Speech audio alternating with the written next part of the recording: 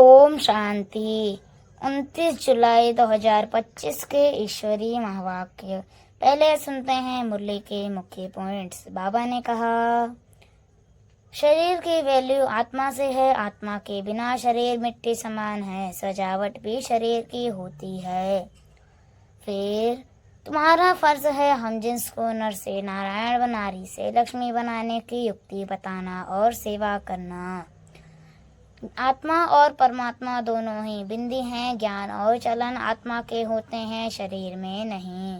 तीसरा नेत्र आत्मा को मिलता है, जिससे आत्मा ज्ञानवान बनती है और जीवन श्रेष्ठ बनता है।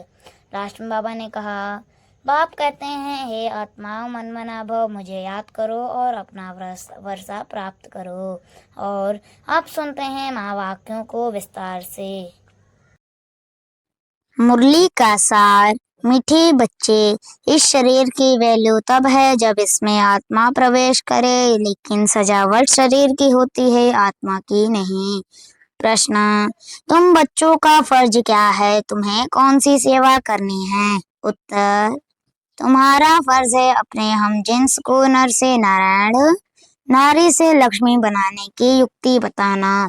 तुम्हें अब भारत की सच्ची रूहानी सेवा करनी है। तुम्हें ज्ञान का तीसरा नेत्र मिला है, तो तुम्हारी बुद्धि और चलन बड़ी रिफाइन होनी चाहिए। किसी में मोह जरा भी ना हो। गीत, नयनहीन को राह दिखाओ। ओम शांति। डबल शांति। तुम बच्चों को रेस्पॉन्ड करना है। ओम शांति। तुम बच्चों को रेस्पॉन्ड करना चाहिए। ओम शांति। हमारा स्वधर्म है शांति। तुम अभी शांति के लिए थोड़े ही कहाँ जाएंगे। मनुष्य मन की शांति के लिए साधु संतों के पास भी जाते हैं ना। अब मन बुद्धि तो है आत्मा के ऑर्गन्स।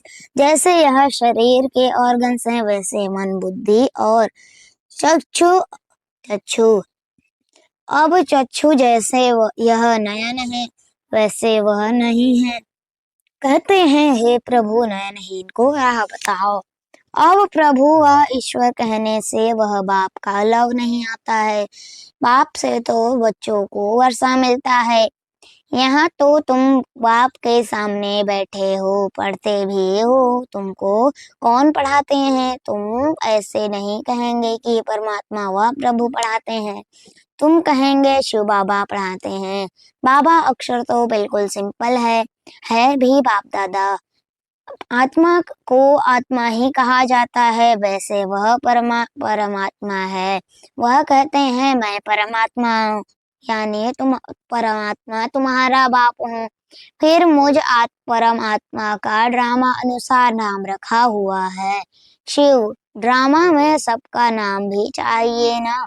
शिव का मंदिर भी है। भक्ति मार्ग वालों ने तो एक के बदले अनेक नाम रख दिए हैं और फिर ढेर के ढेर मंदिर बनाते रहते हैं।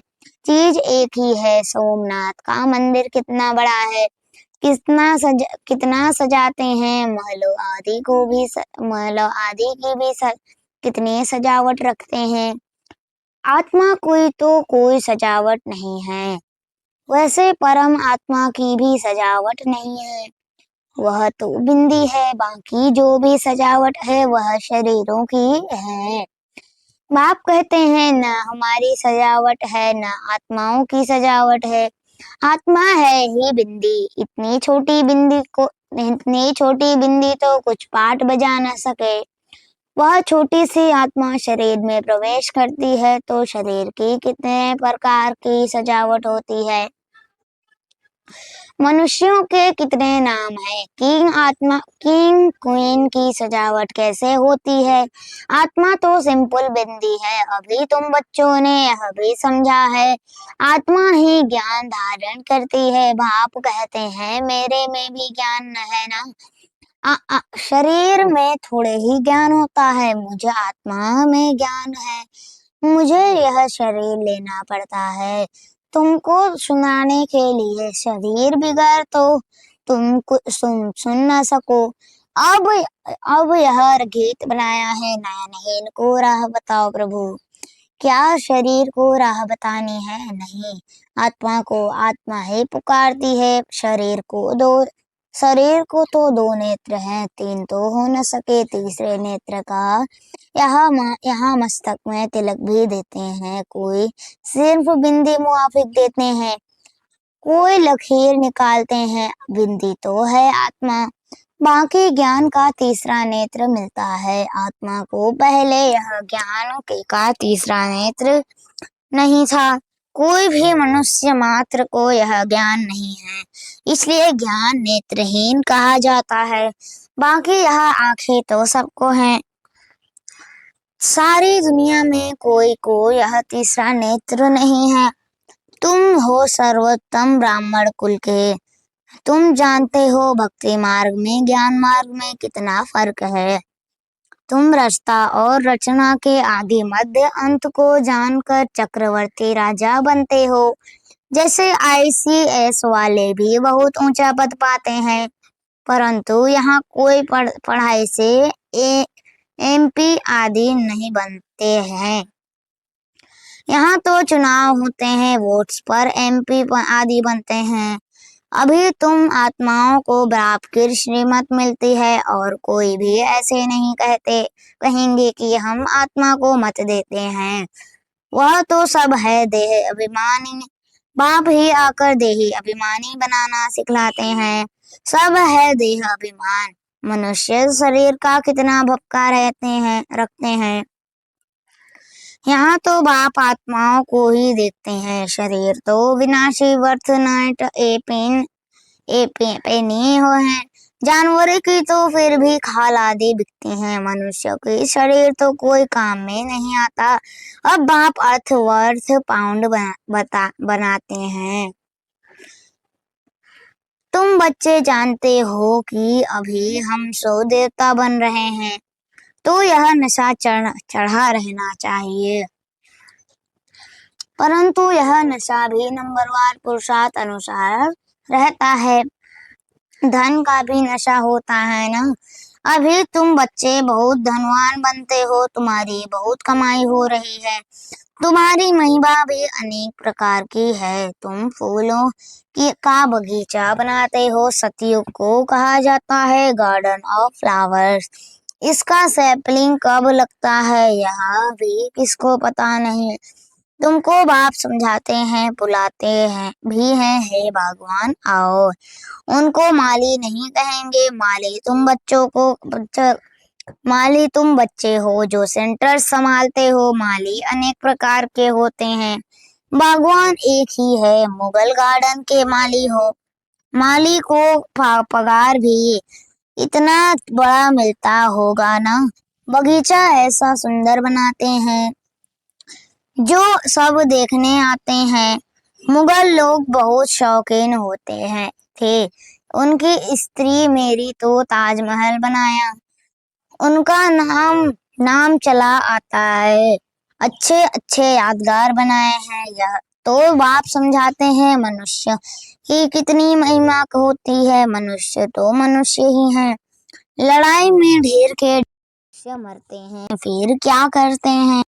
घास लेट पेट्रोल डाल खला ही पड़े रहते हैं, दफन नहीं। तो अब तुम बच्चों को कितना नारायणी नशा चढ़ना चाहिए। यह है विश्व के मालिक बनने की नशा। सत्य नारायण की कथा है तो जरूर नारायण ही बनेंगे। आत्मा देने वाला है बाप, तीसरी कई कथा भी है। इन सब का अर्थ बाप बैठ समझाते हैं। कथा सुनाने वाले कुछ भी नहीं जानते, अमर कथा भी सुनाते हैं। अब बाप तो यहाँ आकर सुनाते हैं, ऊपर तो सुनाते नहीं हैं। वहाँ थोड़े ही पार्वती को बैठ अमर कथा सुनाई। यह कथाएं आदि जो बनाई हैं, यह भी ड्रामा में नूंद है। फिर भी होगा बाप बैठ तुम बच्चों को भक्ति और ज्ञान का कंट्रास्ट बताते हैं। अभी तुमको ज्ञान का तीसरा नेत्र मिला है, कहते हैं ना, हे प्रभु अंधों को राह बताओ। भक्ति मार्ग में पुकारते हैं, बाप आकर तीसरा नेत्र देते हैं। जिसका कोई को पता नहीं है सिवाय तुम्हारे ज्ञान का तीसरा नेत्र नहीं है। तो कहेंगे चूचा धुंधकारी आंखें भी कोई की कैसी होती है ना, कोई की बहुत शोभावन आंखें होती है, फिर उस पर इनाम भी मिलता है, फिर नाम रखते हैं मिस इंडिया, मिस फलानी। तुम बच्चों को अब बाप क्या बनाते हैं, वहां तो नेचुरल ब्यूटी रहती है। श्री कृष्ण की इतनी महिमा क्यों है?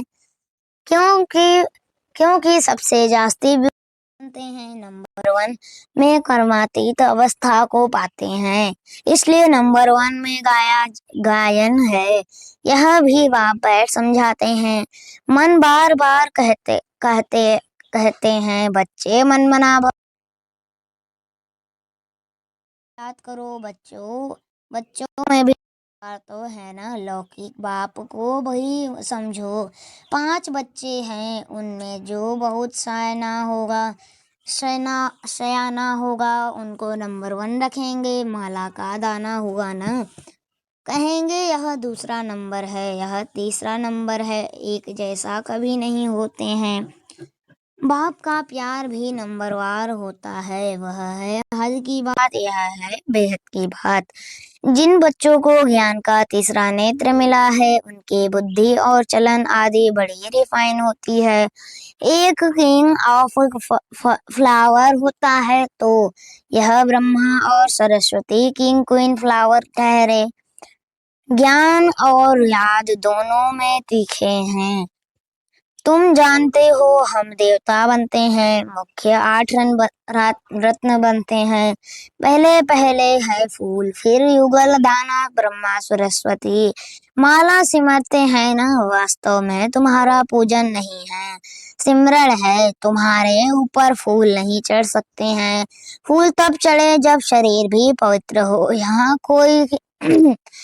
कोई का भी शरीर पवित्र नहीं है, सब विश्व पैदा है, इसलिए विकारी कहा जाता है। इन लक्ष्मी नारायण को कहते ही हैं संपूर्ण निर्विकारी। बच्चे तो पैदा होते होंगे ना, ऐसे तो नहीं कि कोई ट्यूब से बच्चा पैदा हो जाएगा, यह भी सब समझने की बातें हैं। तुम बच्चों को यहाँ 7 रोज भट्टी में बिठाया जाता है। भट्टी में इकट्ठे कोई तो पूरी पक जाते हैं, कोई कच्ची रह जाती हैं। भट्टी का मिसाल देते हैं। अब ईंट की भट्टी का थोड़े ही शास्त्रों में वर्णन हो सकता है। फिर उसमें बिल्ली की भी बात है। गुलब कावली की कहानी में भी बिल्ली का नाम दिखाया है। दीवे दीपक को बुझा देती है। तुम्हारा भी यह हाल होता है ना, माया बिल्ली विघ्न डाल देती है, तुम्हारी अवस्था को ही गिरा देती है। देहाभिमान है पहला नंबर, फिर और विकार आते हैं, मोह भी बहुत होता है। बच्ची कहे मैं भारत को स्वर्ग बनाने की रूहानी सेवा करूंगी, मोहवश माँ बाप कहते हैं अलाउ नहीं करेंगे। यह भी कितना मोह है, तुम्हें मोह की बिल्ली या बिल्ली बनना है। तुम्हारी तुम्हारी एम ऑब्जेक्ट ही बाप आकर मनुष्य से देवता, नर से नारायण बनाते हैं। तुम्हारा भी फर्ज है अपने हम जिन्स को या की सेवा करना, भारत की सर्विस करना। तुम जानते हो हम क्या थे, क्या बन गए हैं। अब फिर पुरुषार्थ करो राजाओं का राजा बनने के लिए। तुम जानते हो हम अपना राज्य स्थापन करते हैं, कोई तकलीफ की बात नहीं। विनाश के लिए भी ड्रामा में युक्ति रची है। आगे भी मुसलोर से लड़ाई लगी थी, जब तुम्हारी पूरी तैयारी हो जाएगी सब।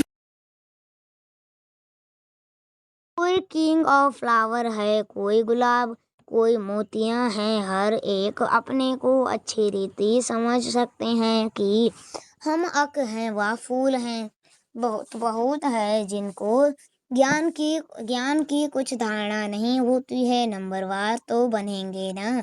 यहाँ तो बिल्कुल हाईएस्ट, यहाँ तो बिल्कुल लोएस्ट। राजधानी यहाँ ही बनती है। शास्त्रों में तो दिखाया है पांडव गल मरे, फिर क्या हुआ कुछ भी पता नहीं। कथाएं तो बहुत बनाई हैं, ऐसे कोई बात है नहीं। अभी तुम बच्चे कितने स्वच्छ बुद्धि बनते हो। बाबा तुमको बहुत प्रकार से समझाते रहते हैं, कितना सहज है। सिर्फ बाप को और वर्षे को याद करना है। बाप कहते हैं मैं ही पतित पावन हूँ, तुम्हारी आत्मा और शरीर दोनों पतित हैं। अब पावन बनना है, आत्मा पवित्र बनती है तो शरीर भी पवित्र बनता है।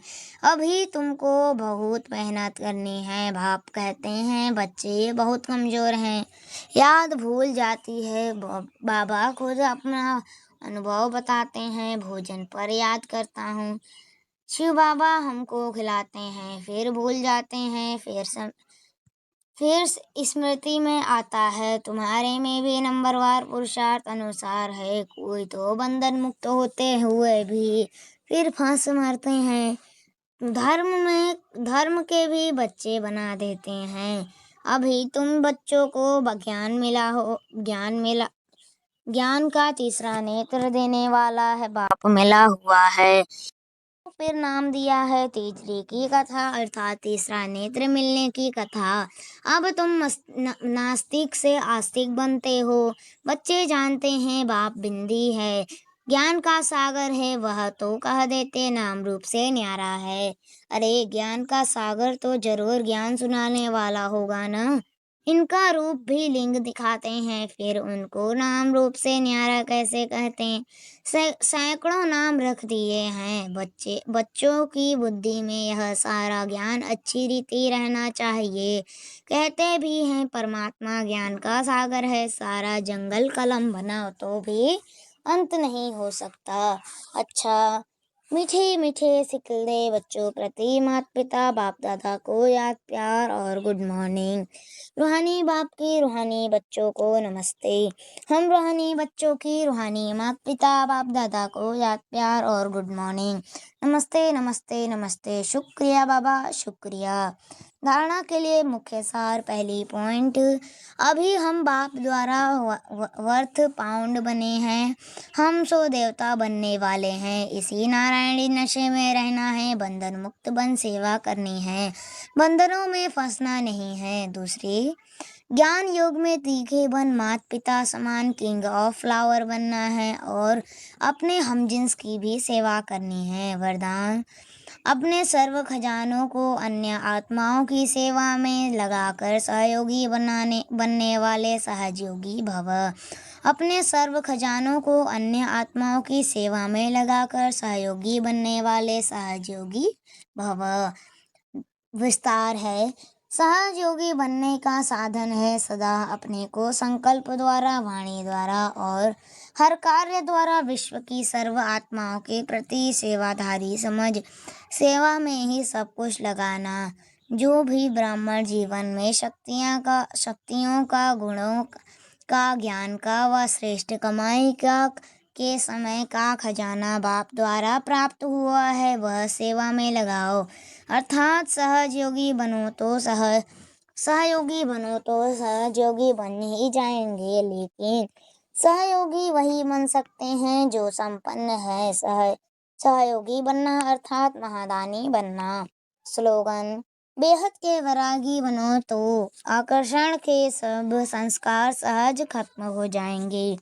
बेहद के वैरागी बनो तो आकर्षण के सब संस्कार सहज ही खत्म हो जाएंगे। अव्यक्त सारे संकल्पों की शक्ति जमा कर श्रेष्ठ सेवा के निमित्त बनो।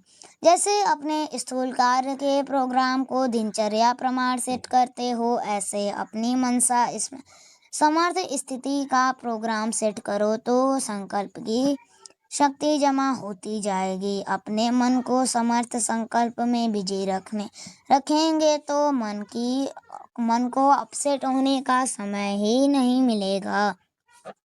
मन सदा सेट अर्थात एकाग्र है तो स्वतः अच्छे वाइब्रेशन फैलते हैं, सेवा होती है। अच्छा, ओम।